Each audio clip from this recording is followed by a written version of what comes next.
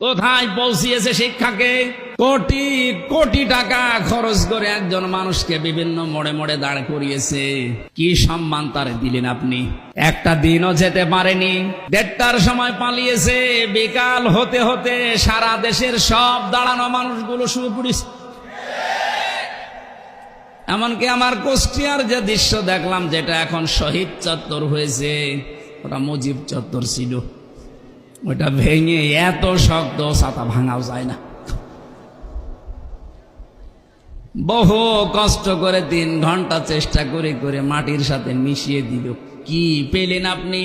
এই যে কোটি কোটি টাকাগুলো যদি এখন থাকতো, অন্তত ওই টাকা এখন বন্যার্তদের ভেতরে দেওয়া যেত।